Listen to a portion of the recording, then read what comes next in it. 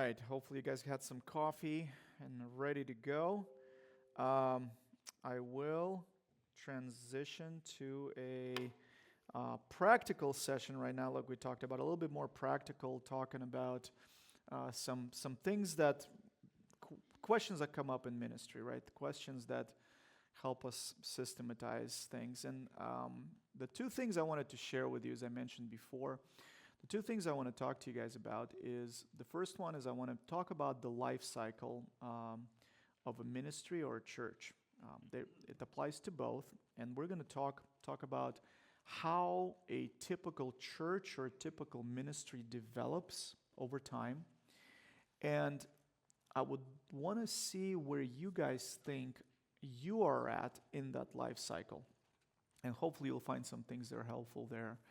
And then, as a second part of that, we're going to talk about ministry pipeline, right? We're going to talk about how to give clarity to your volunteers, to your team, or get some clarity for yourself, and maybe start adopting some of these elements. So let's put up the presentation for the life cycle development of a ministry there, and then we'll go through that real quick. How old are your guys' churches or ministries that you're involved in here? 21 years old, our church. Okay, let's do two answers then. Church and ministry. 21 and 21? 4 years, 3 years? 3 years. Okay. Where's Andrew? I'm with them. Okay.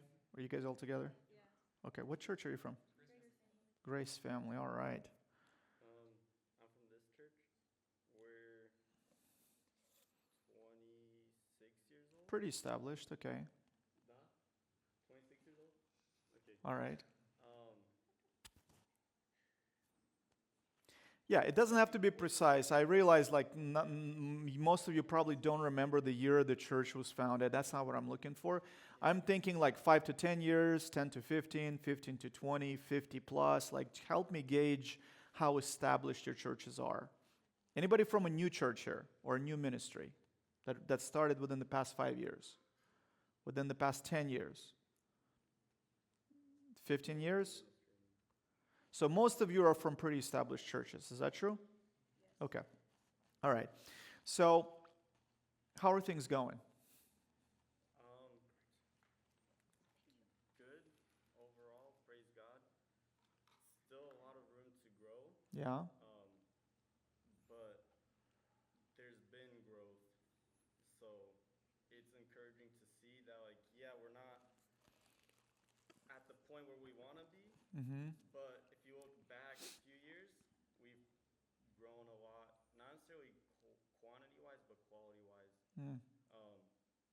The church and the ministries together. Good. Okay. So are most of your churches growing, declining, or plateaued? Growing. How many of you are growing as a church? How many of you are plateaued? Be honest. You don't have to be embarrassed. Okay. How many of you are declining? All right. So it's good to hear that most of you are growing. When I came to the United States in the early 90s, I visited Bright with our youth. And there were a few dozen senior citizens there, nobody else, when I came. And you look at it now, and it's a couple of thousand people, right? And so what's going to happen is, unless there are certain lessons that we learned from the past, we're going to be back down to a few dozen senior citizens in a decade or 2 or 3. We got to learn from those cycles, because a church, think of a body, right? We often say that church is a body. Now, it's an organism. It's not an organization. An organism grows, it matures, and then it dies. And so we need to make sure that we understand how that organism develops, so that we can learn some lessons from it. So most churches, most organizations, but in this particular example, church and ministries, we can identify birth when something started. We can identify death when something got shut down. And we can see that at the very top, a church or ministry is at its prime. It's growing up until that point. And at some point in the future, your church, or maybe it's already happened, or another church, it's going to start aging and declining and possibly even dying out. Some churches died and closed. Some churches have been around for a long time and are very healthy. So, what sets them apart? What sets apart a ministry that started up and shut down in 5 years versus something that lasts? Well, there was a study done by people who are a lot smarter than I, and they've looked through dozens and dozens and dozens and dozens of churches. They did a lot of surveying and polling, and they published a study that said, okay, we can actually identify multiple stages of church life cycle, and we can compare it to an organism that grows. Because an organism has a lot more stages than just birth and death, right? And that's what they did here. They said, you know what? We're going to compare a church to an organism or a body that's born, and then it's in its infancy. It grows into a childhood, and then it goes into teenage years. It becomes an adult. And at some point, you start aging. Once your kids grow up, you become an empty nester. And then there is a deep late age or old age. And then a typical person dies, right? So that's church life cycle. Now, what they did is they said, okay, well, what are some of the factors that churches say have influenced it, and what's important for the church to actually keep functioning the way it's supposed to be functioning? And they've identified 4 different categories, 4 different factors, 4 different areas of church health. The first one is vision. Basically, what is our mission? What is our purpose? What are our core values? Why do we exist? How do we exist in this context in Greater Sacramento area, or in United States as an immigrant church? All of these things of the why. Why are we doing what we're doing? We'll call that vision. That includes leadership. That includes the vision from the leadership. So that's the one component that's important to see, well, how is that doing? Is it important to focus on that? Not important to focus on that. The second component is relationships. Well, what happens is relationships matter. We talked about it in the first session, where our God is a God of relationships. Our God is a God of restoring relationships. And so relationships within the church matter. You go and get invited to a church because somebody invited you. You don't usually start Googling unless you moved into a brand new area, right? But normally you get invited to an event. You get invited to be somewhere. You get invited into ministry. It's very relational. You share experiences together. You go to camps. You go to trainings like this. You go to serve together. You go on mission trips, and that brings people closer together and fulfills the mission. So it's a big deal. It's very important, right? Very relational. There is a discipleship component to it, to where, hey, let's meet with mentor one-on-one. Let's have a class on how to interpret this passage of Scripture. There is a discipleship component to it. So that's what we call relationships. That's the second category of how churches were graded or identified as an area of focus. The third one is programs. What kind of programs, events, ministries, services, activities does the church have? Does it have one services or two services? Does it have a children's ministry? Does it have a teens program or a youth program? Does it have a nursery?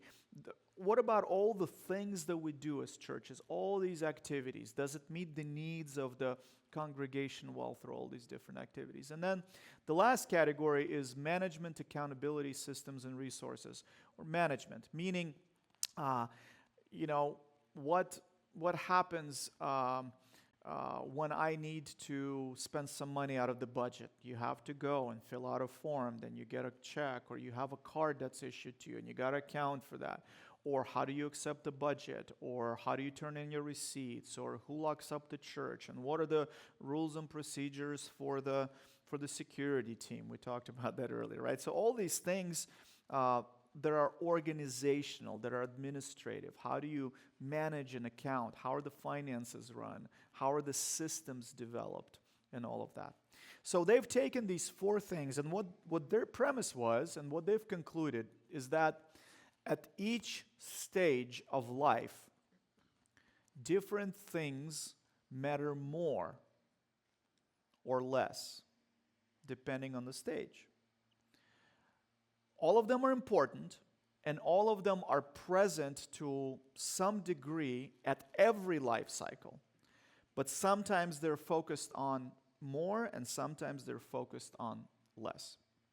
So how do you read this chart? Well, let's look at the birth of a church or ministry. When the church is born, how is a church born? How do you start a church? Any church planters here or future church planters?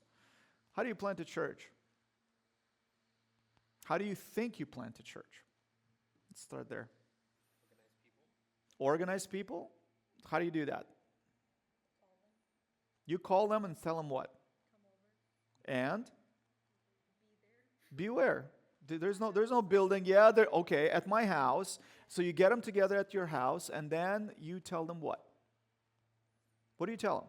We'll have some fellowship together. Okay. And they're going to say, well, what are you talking about? Why are we here? For what? Okay, so that's exactly right. That's what I'm trying to get to. You get them together, very informal, say, listen, wouldn't it be cool if we had a church plant here? There's this need, and I feel like God's moving me there, and here's what we could do, and here's, you start sharing the vision for it, right? Is there a need for major programs at that point? You're meeting at a house. Is there an accounting system, an accountability system? Is there forms to fill out and policies and procedures to implement at that point? No. Do you have relationships at that point if they are very developed? Not yet. Some of those people you're just meeting maybe for the first time, or your core team you will know, but for the most part, when you're just starting to put things together, you don't have those deep relationships developed with the whole congregation yet, or the whole core team yet. You don't know each other yet. So if you take a look at birth, you will see in parentheses there, it says VRPM. You guys see that? And you see that V is capital? That implies that V, as in vision, is what's most important at that stage of the life cycle of a church or a ministry. And relationships, programs, and management are important, but they're not as emphasized. Do you see that? You following me? You guys got it? Thank you. You guys got it? All right, 4 of you. Fine. I'll settle for that. Then you got together. There's 10 of you, and yes, I think that sounds great. We have a small group. We're talking about the vision. It's time to move on. And you're spending time, you're going on retreats, you are in the infancy stage of the growth of the church or ministry. And now another thing starts happening as you're spending time with each other. What is that thing? You start understanding each other. You start seeing each other's personalities. You're developing those relationships of grace and trust that we've talked about in the first session, right? You start having a relationship and saying, I trust this person. I know that we've been doing this together, and I know how their personalities and their strengths and weaknesses. So we're still talking about the vision. We now have a focus on relationships. There is still no need for programs. There is still no need for management and bureaucracy. That doesn't exist. You're still a very small team. Then the church keeps growing.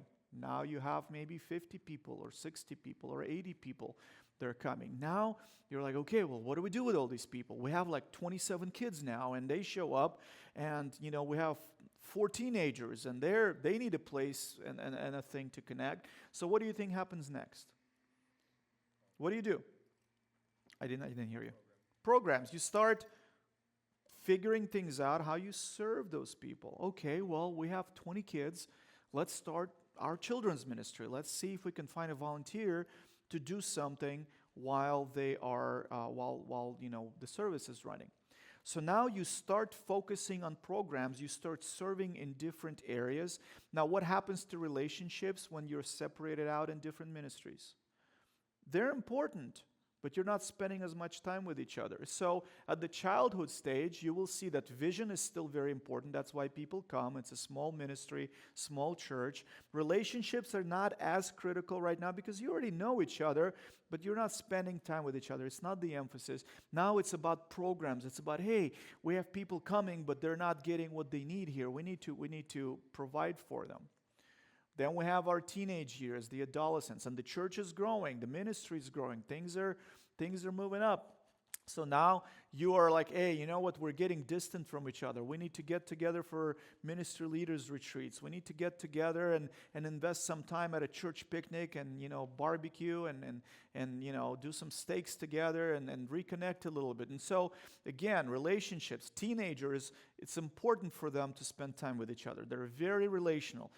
Teenage churches and ministries are the same way. It's important to spend that time. So they're focusing on vision, they're focusing on relationships, they're focusing on programs, but there is still not a lot of need for bureaucracy. They're not super well organized. There is no need for, planning center, detail, order of service to be done because it's just, a few people here. Everybody knows what they're doing. It's just one small happy family.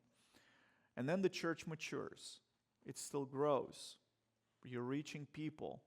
Now you have a need to be organized. And so you get some annoying administrator who says, no, we need 27 pages of this, and there has to be a process, and it has to be organized, and you need to have 2 signatures on that, and no, you cannot leave this unlocked, and all of those things. And now the church is organized. The vision is healthy, the relationships are strong, there is good amount of programs, and the right amount of bureaucracy in place, the management. Your vision, relationship, programs, and management, VRPM, is healthy, and it's in primary focus. And the church hits its prime. The ministry hits its prime. It's healthy, it's growing. Of course there are issues. Of course there are things that need to be figured out.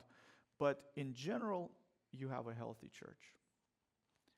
Now what happens oftentimes is if that you don't do something about it, naturally the church will start aging out. People will get used to it and it will plateau and it will start declining. It will decline in health and it will decline eventually in attendance as well. Well, what happens? Youth grows up, kids start leaving, teens start leaving, youth starts leaving. You get to an early empty nest stage rather. You get to an empty nest stage where you don't talk about vision as much. You have great relationships. We've been here for 20 years. I know everybody. I've seen your grandkids grow up here. You have older generation that is very comfortable, knows people, and is good relationships. Programs are suffering because there is not enough people to sustain them. We don't have the money for this big event. We don't have the volunteers for this big camp. We don't have the resources to make all the things that we used to happen before. We used to have this many people and it was great, but now we can't make it happen. People just don't even show up anymore. But you know what? Bureaucracy is still there. You still need 27 signatures on spending anything. And God forbid you overspend, $20 on your budget and you're in major trouble because the systems of accountability, they are there. And yes, it's been like that for 10 years and it's working great. The church keeps getting older. Now relationships start breaking down because you're not doing a lot of things together. You're not serving together. You're dying out, and the relationship starts suffering as well. And then eventually, the church dies. Is this a fair representation of most churches' life cycle, do you think? Yeah? Yes? No? Anybody thinks, yeah? I think it's fair. I mean, I don't want to oversimplify this. Remember, church is people, and God does His work, and despite whatever system you paint, He can do miracles, and He can do amazing things through people. So we're not minimizing that at all. We're not trying to come up with a formula here. But generally, if you were to observe 300 churches that have gone from birth to death, you would kind of see this. Yes or no? You would. And that's what the authors of that study kind of discovered, is that's what they identified. And so why is this important to you and us specifically? Is because we need to know where on that cycle we are as a church and as a ministry. So if you are in youth ministry, where are you in that cycle? If you are in your worship team ministry, where are you on that life cycle? And your pastors and deacons, they should be like, you know what, this is kind of where we're at. And the reason that's very important, and that's the first step, is because in order for you to know what to do next and focus on next, you need to understand where you are. When people talk about vision for the future, there's many different ways actually. Some people say, well, what's the vision for the church? And they could mean different things. Vision is a preferred picture of the future. That's all it is. What would it look like in 5 years if it was better? What would I want it to look like in 5 years? That's one way to define vision, is preferred vision or preferred picture of the future. Another way to do it, and I often use this example, is vision is where you were, where you currently are, and where you're going and how you're going to get there. That's in a nutshell. You're going to say, this is where we came from, we're currently right here, this is where we're going to be, and these are the key steps that we're trying to implement to get there. So different people mean different things when they talk about vision, right? But in order for us to know what to do next, we have to understand where we are at. Now, here's a thing I want you guys to see. These are the steps that you need to take in order to keep your church or your ministry or your team in its prime, depending on where you're at. So if you are just in the beginning of that process, you are at the maturity stage where your vision is starting to die out, but your relationships, your programs, and your systems in place are still okay. Guess what? All you need to do, get back to the vision. You talk about the vision. You come back to why you're doing what you're doing. You come back to saying, this is why. Let's remind ourselves. Every 6 months we come back to it. Nehemiah came back to it every 6 weeks. They started building the wall, and then people are like, oh yeah, well, this is too hard. This is too much. We're kind of depressed over this. And every 6 weeks, halfway through the process, he goes and he reminds them. Oh my goodness, I should have turned off the mic. Sorry about that. He reminds them of why they're doing what they're doing. 6 weeks. Now, if you come back even every 3 months or 4 months to your team and talk about why we're doing what we're doing, it's going to be a good reminder. That's important. Now, you go through revisioning process. You come back to the vision. Now, if you are an empty nester where your vision is still missing, but your relationships are good, programs are missing, management is still strong, then you need to go through the revitalization process. Now, you go through a process that says we need to go through programming. We need to put some sort of strategic programs in place that will get people re-energized, re-engaged, bring people in from the outside. And yes, we still talk about the vision, but you also add on a program to it in order to be able to revitalize the church. If you are in the retirement stage where the vision relationships are de-emphasized, but programs and management is strong, then it's a renewal process. And you basically respond differently to the point to where if you are very close to dying out as a church, it's not enough to talk about division. If you were a church of 500 and you have 12 people left, getting them together to talk about the vision is too late. You need to prayerfully and with honor bury that church or ministry in your context and start a new one. And pray about God sending a new team and help put it together and maybe sell the building and fund it for the next 20 years. I don't know. But same thing with ministry. If you see that ministry is pretty much died out, maybe it's time to relaunch it from scratch with a new team, with new vision, and go to that birth stage again. You go through the resurrection process, not let's just put a new program in place. So where you are at matters because it will define your next step.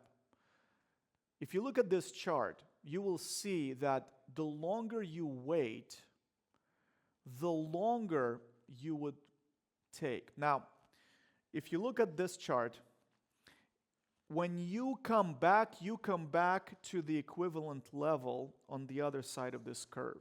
So for example, if you are near death, the most that you're going to pray for is starting a new church. You're not going to come back to your prime in most cases. You're too far gone.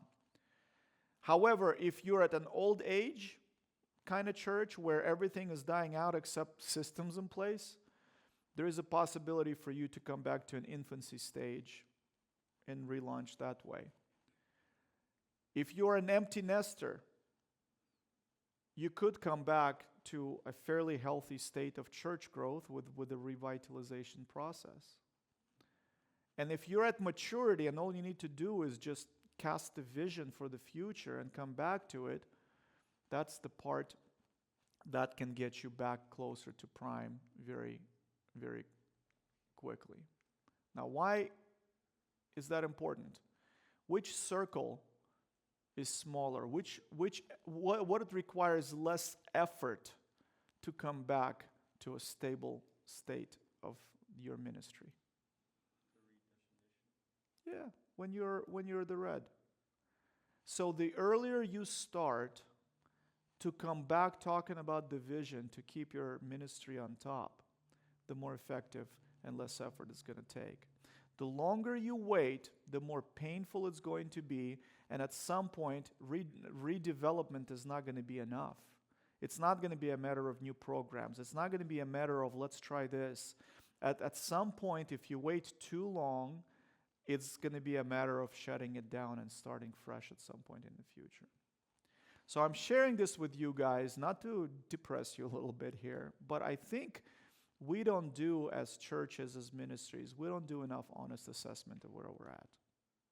And I would encourage you with your teams, within your youth, within your worship teams, whatever team you're serving on, I'll be happy to share these materials with you guys. But if you have a session on this, I'll be happy to set up a Zoom session with you guys to talk about it. But talk about where you're at, because that will define your next step. That will define whether what you're doing is actually going to work over the next few years. Because if you're so gone that you're in deep decline, but you're trying to talk about the vision, noble idea, but it's not going to work. Maybe you need to start a few programs, or maybe it's too far gone and it's a matter of shutting it down and starting it from scratch, building the foundation up. Maybe with some of the same people, but under new vision, new leadership, and new principles, new processes. So, if you can restart that for me again, please. I clicked too many buttons. So that is the chart that I want to show you guys. Again, I will... Thank you. That is the chart I wanted to share with you guys. And I'll share some of the graphics with Eugene. I don't know if you have a chat for this, for the group, but in fact, if you want it, just message me on Telegram or text. I've given you guys my contact information. We'll throw it up when we finish up as well. I'll be happy to share it with you. But this, for me, who thinks visually, was very helpful in kind of seeing where we at. And that's the framework. It's not an answer to all your problems. It's not going to solve every single issue you have at your ministry or church. But if you understand that, and if your key members of the leadership team are going to understand this, then you will kind of know, why do we need policies? Why do we need rules? Why? Because we're getting to that adulthood stage, and that's what it is. And hey, we're seeing a decline. We need to talk about the vision. We need to talk a lot more about it than we've talked in the past. And by the way, we need to, ease off on the bureaucracy a little bit, because that's not our primary area of focus here. We need to go through that process. And the process that I keep pressing the wrong button. I'm so sorry. So again, this right here is a good illustration of why you should constantly reevaluate. You should do it more often with the redefinition. Hey, are we still doing the right thing? Are we still on the same page with the vision for our ministry? How is our youth doing? Hey, let's look a couple years from. We see, hey, a bunch of Ukrainians came over due to the war. Are we serving that group of people well? Hey, we have these Hispanics that started coming to our youth group. How are they plugging in? Do we need to have an interpreter? Are we reaching people in the right areas? Hey, we have a bunch of people living in this town. Why don't we map out all of our small groups in the area and see if we can start up some small groups strategically in that area so we can get those people connected? Hey, are we spending too much time and resources on stuff we should have shut down 3 years ago, but it's just kind of become a holy cow because we've always done it? Redefine what you're doing, revision it, go through the revision process as a team. It's much easier to stay on top that way if you constantly come back to it. If you wait too long, now you got to launch new things. You got to kill off old things. It takes a lot more effort. And if you wait way long, then you might have to just relaunch altogether from scratch, which is a lot harder to do than to come back and talk about the vision and redefine things. Does that make sense? Yeah. Can a church or ministry skip the stability and go from growth to decline? It can. My guess is that it's going to go through that stability in a very short period of time. There is no rule that says you will be stable for 4.5 years or 2 weeks. Some of these cycles are very quick. Some churches grow like mushrooms, and some churches it takes 10 years to double. Actually, for our church, it took 10 years for us to double. I just did the statistics on that. Last month, we hit 468 adult members, and 10 years ago, we're at 234. So it took us 10 years to double. I wouldn't say that's super quick. There's plenty of churches that can hit that in, a year or two. But that was our path. We took a declining church that wasn't quite dying, but it was definitely in deep age, and it took us a lot longer to circle back. When you're dealing with a new church plant, you can do things a lot more dynamically, a lot faster. There are its own dangers. It's not necessarily the answer to everything. It has its own problems. But yeah, the tempo of that change can be totally different.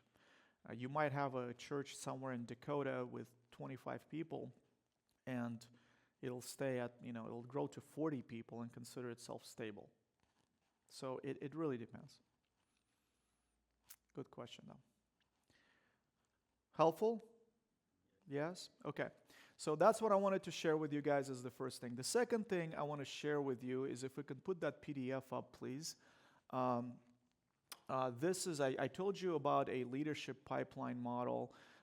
This came from a Southern Baptist convention through one of their resources called Ministry Grid, and we've adopted it a number of years ago.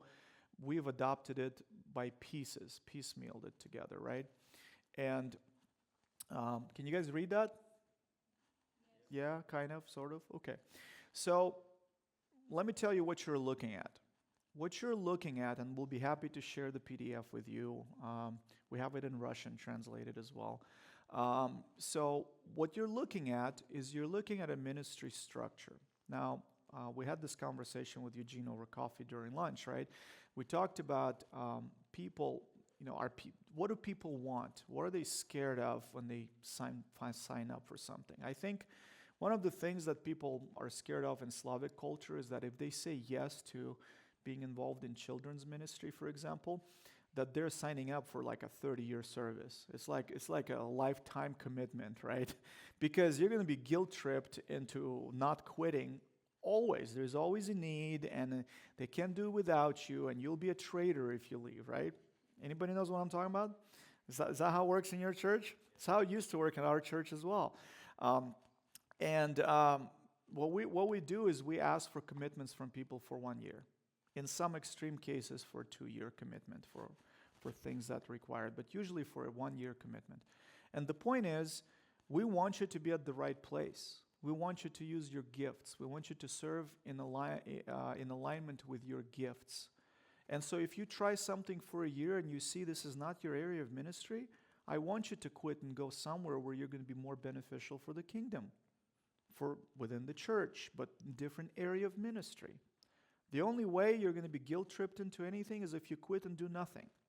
That's bad for a Christian soul. That's you're not being a good steward of what God gave you. There are different seasons in life. If you just took on a new job and you're going through school and you just had a baby, then guess what? You're going to serve a lot less than you would have if you were an empty nester, right? But you still serve. You still do what you can. You're still a good steward of whatever God has entrusted you with. So, people are afraid of unknown commitments or long commitments. And so, or undefined commitments. And so, the idea is, what if every person, every volunteer at the church knew what the expectations were from them? And what if we actually had different sets of expectations for people that are volunteers versus leadership? So, for example, one of the questions that we just recently had from our youth band, who occasionally, like once a month or once every 6 weeks, leads main services, worship sets at 2 or 3 services, is, can an unbeliever be a musician on the worship team? So how many of you would think that's okay? How many of you would think it's not okay? Okay, why?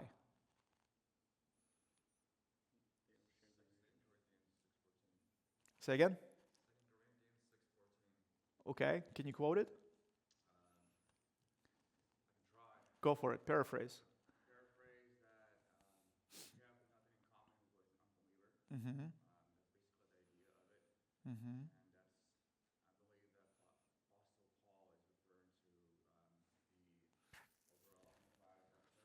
Uh-huh.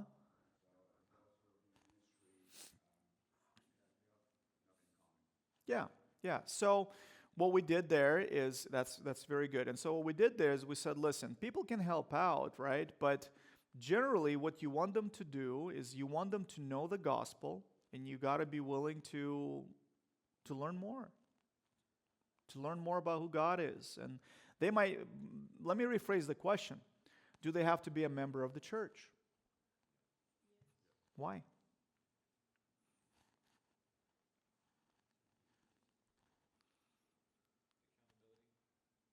Okay.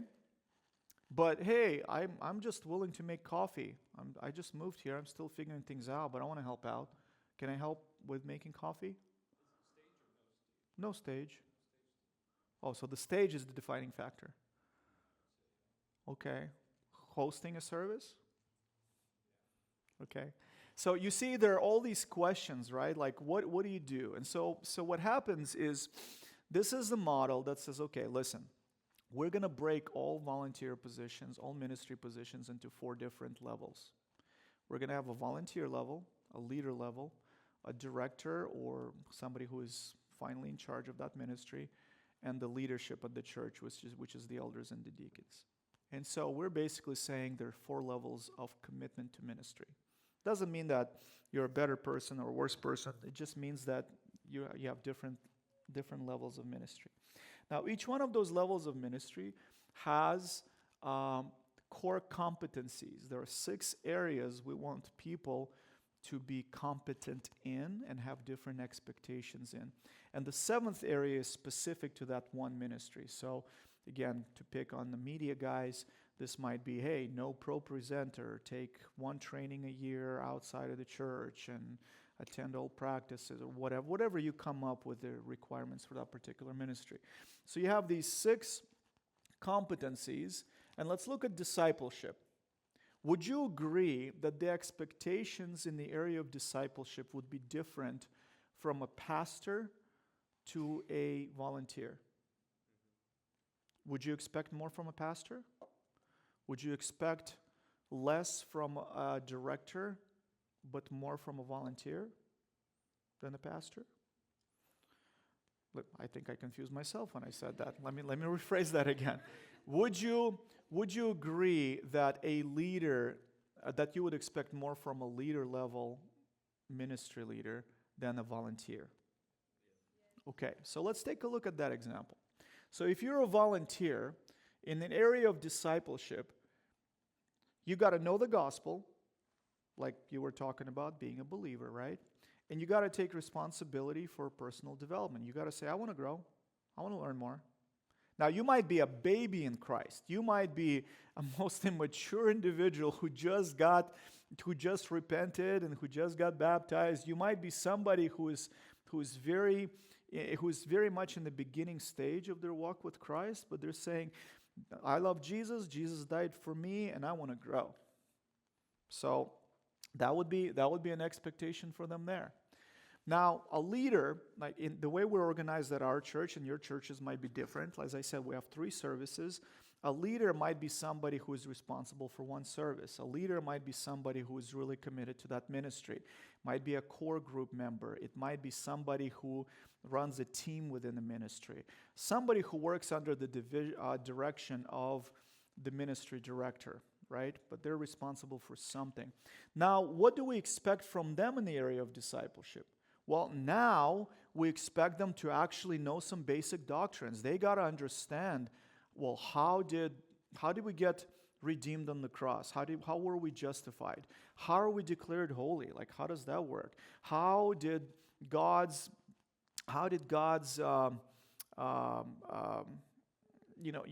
did we need to be forgiven? Like basic doctrinal things. Well, what is Trinity? Like, how does that work? So just basic things, but now that leader is able to lead the volunteers and answer basic questions and be of that spiritual support to them. And when we're talking about a ministry director, so for example, in our church, it's 1 person responsible for all of that ministry between multiple services. So for example, we might have leaders at English service, leaders at Russian service, leaders at Ukrainian service, but there is 1 ministry director who casts the vision and is responsible for that whole ministry and leading these people. So now the ministry director, they have a higher expectation in terms of discipleship. Now they're the ones who have to understand how it fits together. They have to understand, well, how does God's justice and God's love and forgiveness not contradict itself? If God loves me, couldn't He just forgive me? Or why does He have to punish His own Son? Like, how does that come up on the cross? So there is more of a systematic theology kind of approach. They have to be able to teach some basic spiritual disciplines. They must be able to say things like, okay, team, this is how you grow. This is how it applies to our ministry. These are the things that are important. Here's what the scripture says about that. And when you're talking about pastors or elders, we're teaching theology. We're teaching how do you see Christ in all books of the Bible? How does it translate to our life altogether? An even higher standard of what does the scripture say overall. So you can see that 4 different levels of ministry in an area of discipleship, everybody knows what we expect from them if they were to step into this role. It's clear. They know what they got to grow in. They got to know, hey, if I want to lead a team, These are the things that would be expected of me. And this is true not just in discipleship, but what about vision?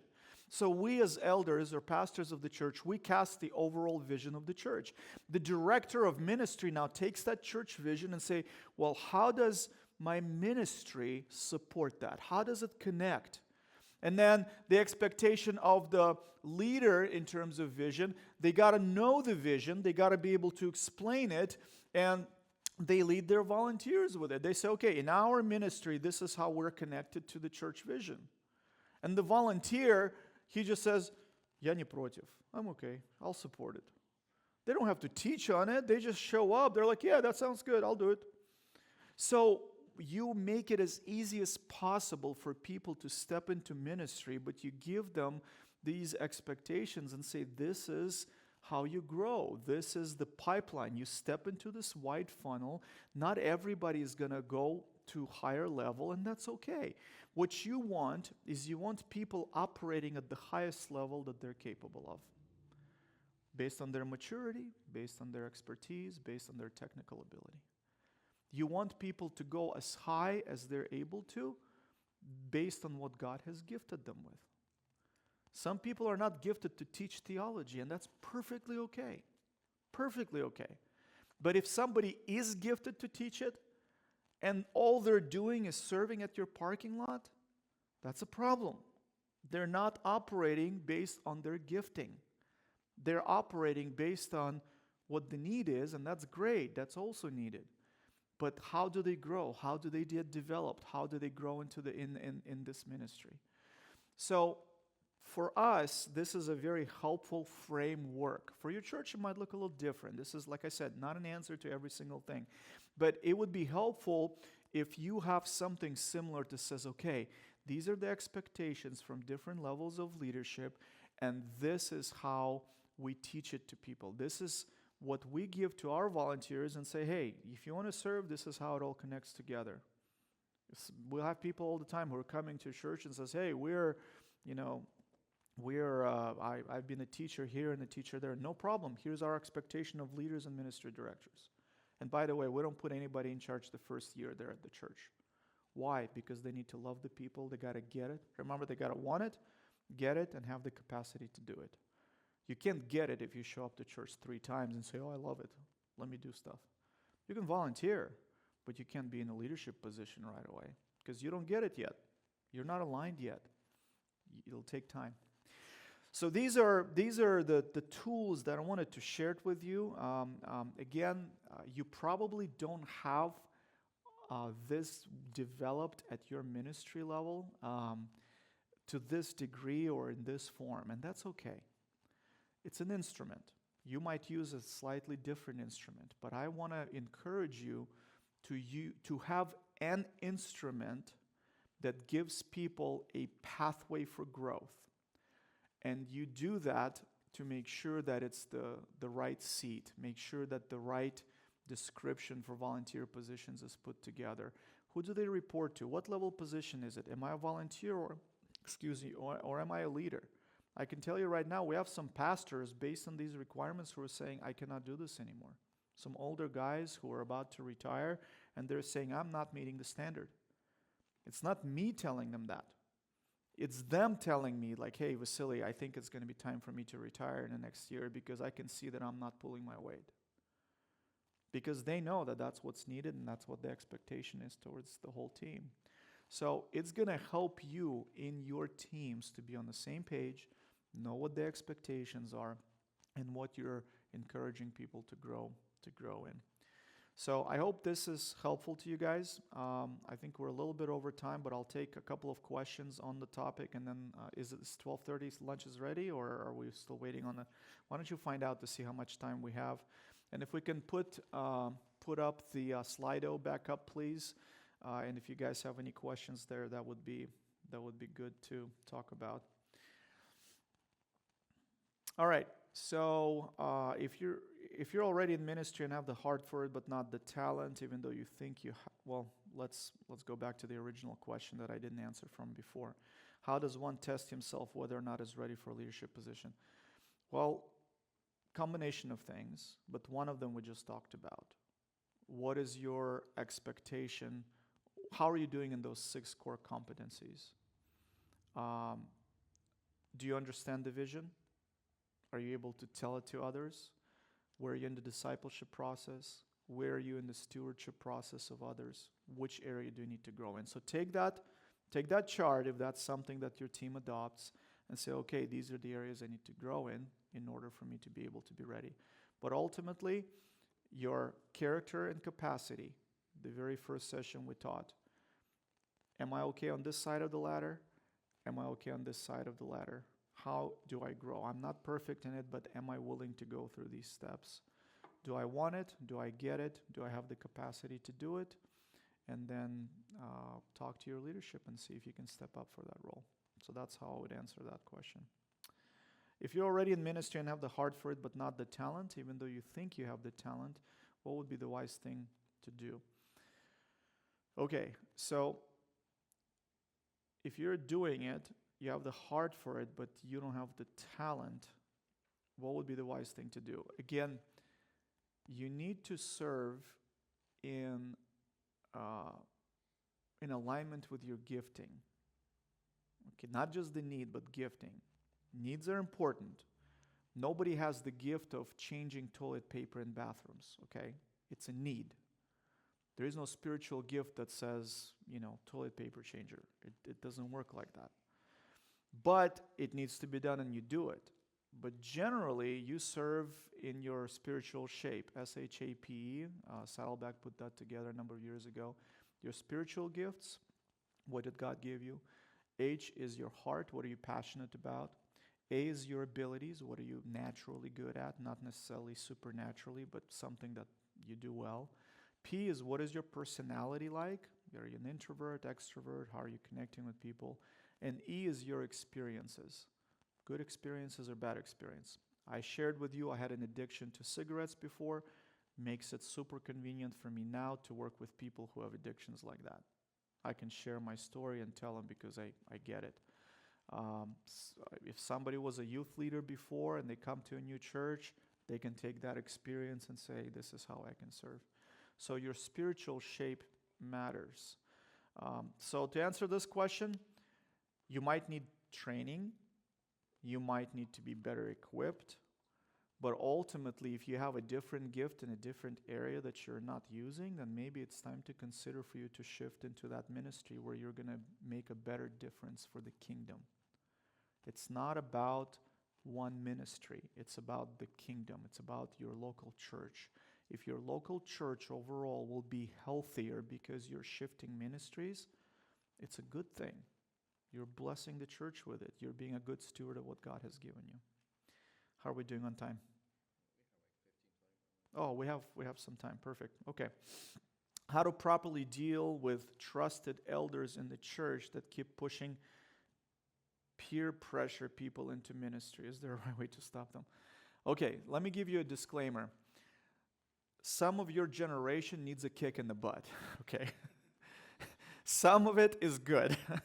Some of it is, I don't know, I'll wait until God tells me something. No, that's garbage. You go start doing stuff and see how God is going to lead you and redirect you and show you gifts. And some of you need to be nudged and some of you need to be kicked into ministry. So not everything that the elders are doing are bad in peer pressuring you, okay?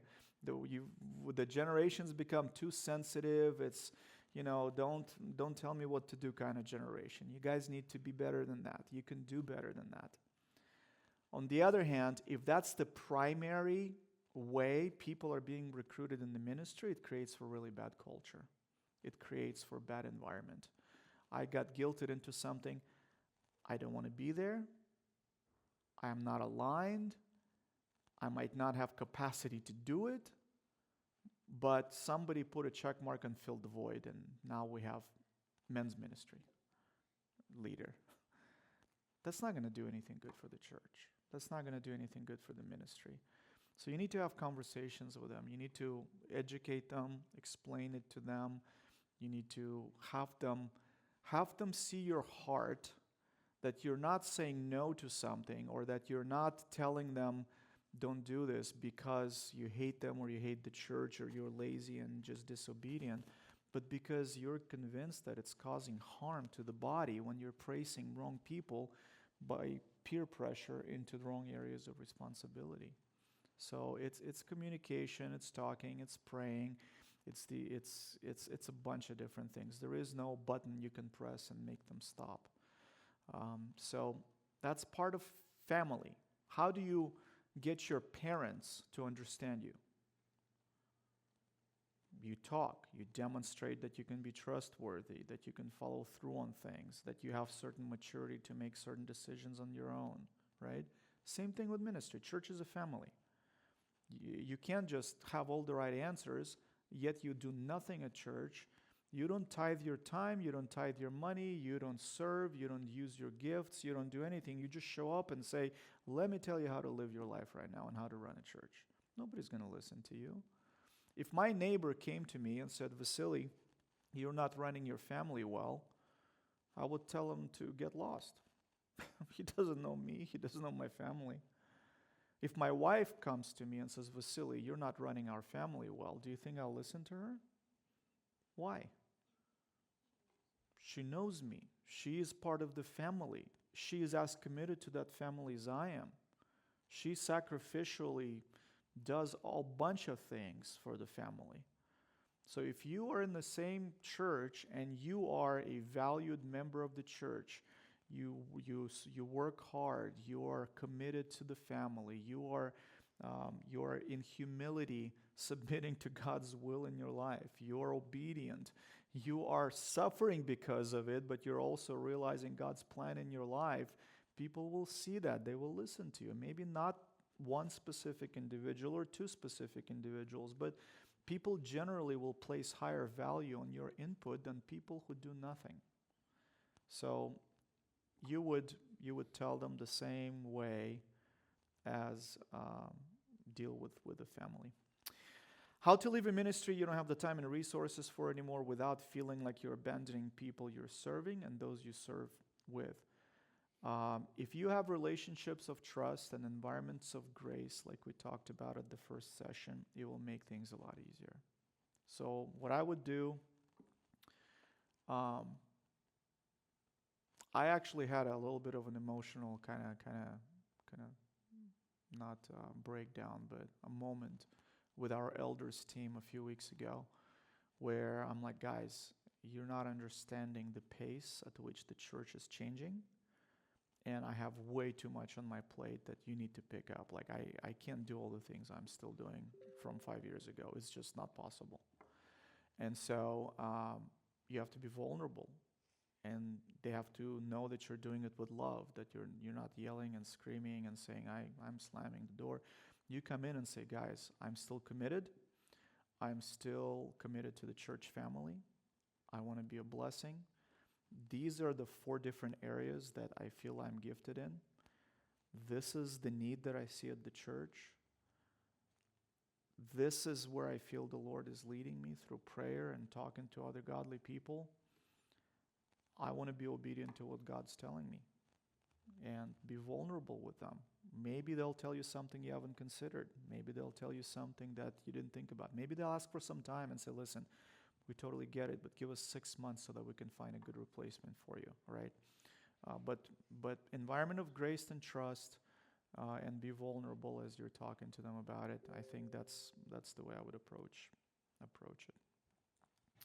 Again, stepping down and doing nothing is not an option for a Christian. The whole spiritual retirement idea is not biblical. Oh, I've been this for 20 years. Now it's time for somebody else to do it. It doesn't work like that. We're servants of Christ all of our lives. Tempo can change, intensity can change, ministry can change, but you are to be a good steward of what God has given you. When I'm not a pastor anymore or a lead pastor of the church, maybe I'll be one of the teaching pastors. When I'm not a teaching pastor anymore, maybe I can counsel families for a while. When I'm not doing that anymore, maybe I'll run a nonprofit somewhere. But I'm being a steward of what God is giving me. The form changes, but my ministry to Jesus is never changing. That's another thing I want to mention briefly. Listen, you're not called to a ministry. People say that's not my calling. That's garbage. you are called to Jesus. If Jesus tells you tomorrow go do something, you go do something. If he tells you to stop that 10 years later and go do something else. When people get attached to a position, they crash. One of the reasons so many Slavic pastors and pastors in general crash is they start identifying themselves, they start seeing their identity as a pastor instead of my identity is a servant of Jesus who is currently shepherding and pastoring a church. And so my prayer is that in years when I am seeing that the Lord's leading me to do something different, my identity is not going to crash because I'm still a servant of Jesus who is no longer shepherding, but now I'm mentoring or leading a nonprofit or doing whatever I'm doing. But if I was to tie in myself to a position, the moment that position changes, all of a sudden you crash. Who am I? I can't be in ministry anymore. What's going on? So pretty important to differentiate that. How to bring up a revisioning properly when majority thinks we're doing okay. Conversations, bring them again. It's communication. It's bringing up and lovingly and in prayer say, guys, listen, I got some concerns about this. We're doing well numbers-wise, but I'm seeing this, and this. Maybe doing some surveys. Maybe you're the one who's wrong. What we do at the church periodically is we survey everybody and we ask them tough questions and we ask all the members to participate so we can see how are they doing spiritually, how are they growing in the area, where are they seeing the weaknesses of the church. We've just gone through a 360 review process of one of our leadership teams. It hurts. Reading some of the things about each other, very painful. You're not doing as well as you thought you were in some areas. And not everybody is a big fan of you, okay? There's going to be people who are not going to say kind things to you.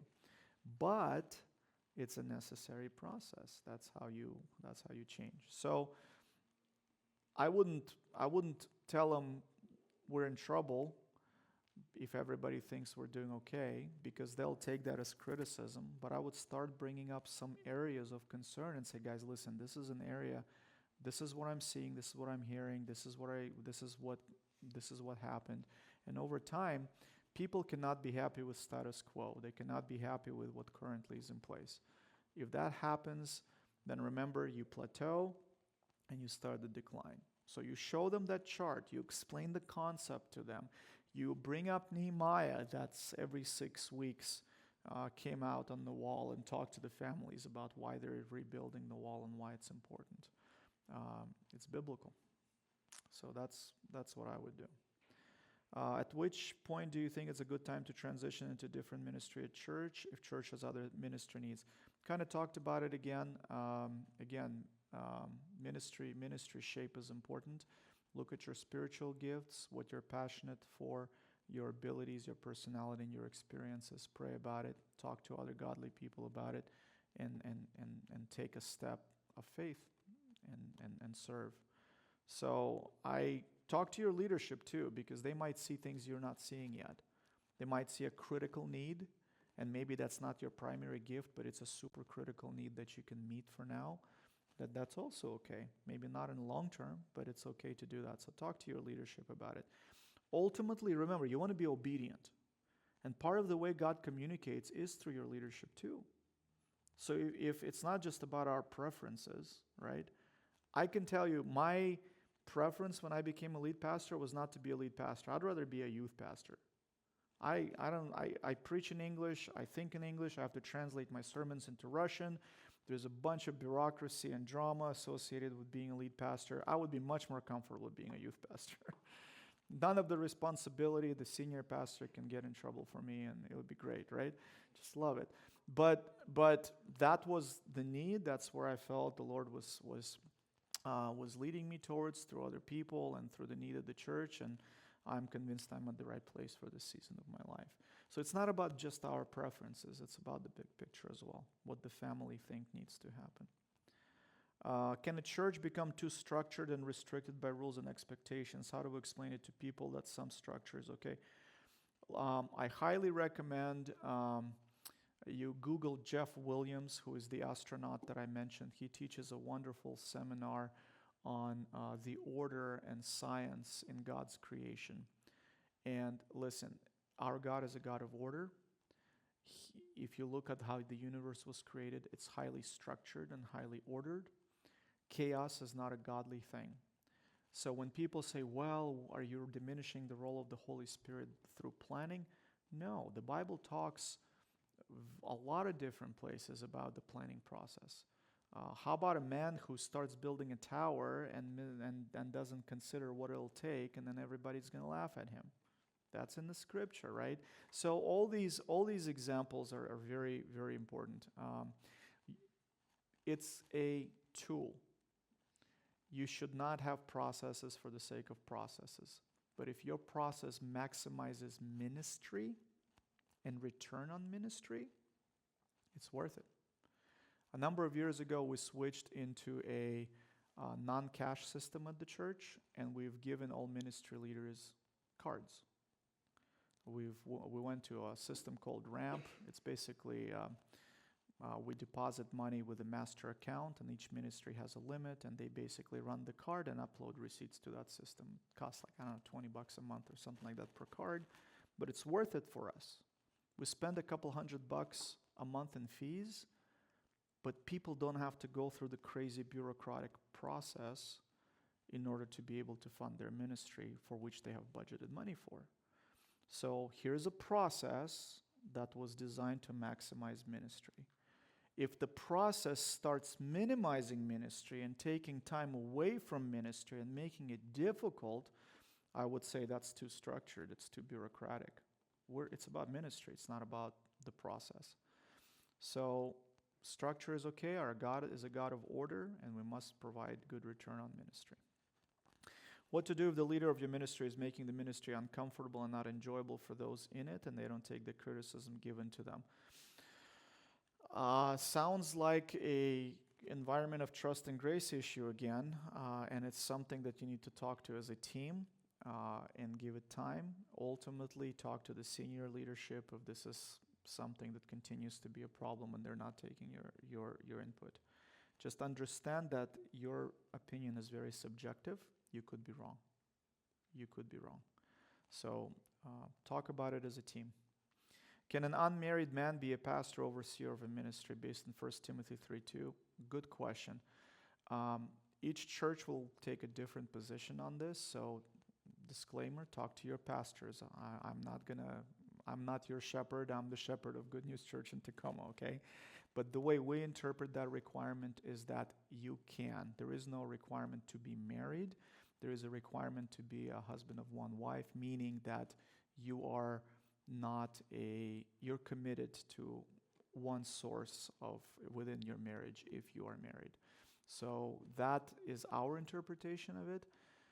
There is a practical consideration. I can tell you that there was a person that we considered for a youth pastor role, and in his case, we told them that for you do need to get married. And the reason for that is because he was having some issues in character, and we felt that nothing polishes your character better than marriage does. You get a reality check real quick. So not because it was a biblical requirement, but because it was a practical requirement in that situation. We said, yeah, that's going to be a need for you. But the way we read that verse is that it's not a requirement. It is a requirement that we interpret differently. Okay? Those are the questions. Again, I hope this was helpful. Let's popcorn a few takeaways, and then we'll pray, and hopefully lunch will be ready by then. All right?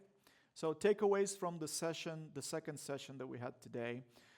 We talked about life cycle development of ministry and church. We talked about the ministry pipeline and setting expectations and giving people a pathway for growth. And then we did a Q&A. I would love to hear some of the things that you're taking away from this last session. Yes, sir. That each volunteer must, or each person in ministry must serve at their highest capacity or Mm-hmm. their capability. Yeah, yeah. That means that we're being good stewards of what God's given us. We're not wasting our resources. Does that mean we should encourage some people to graduate to the next? Absolutely.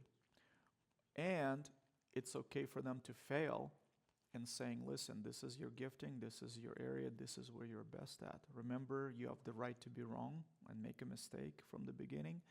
The same applies towards, hey, we can try this, let's see how this works, but if that's not their gifting, if that's not their level of commitment or capability, they need to do what they're gifted for. Yeah, that's the most efficient use of God's resources in a church. All right, what else?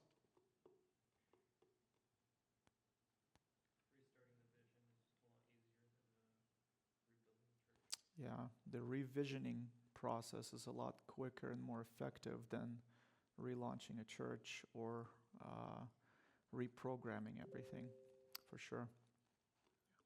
What else? The need to be able to do an honest assessment.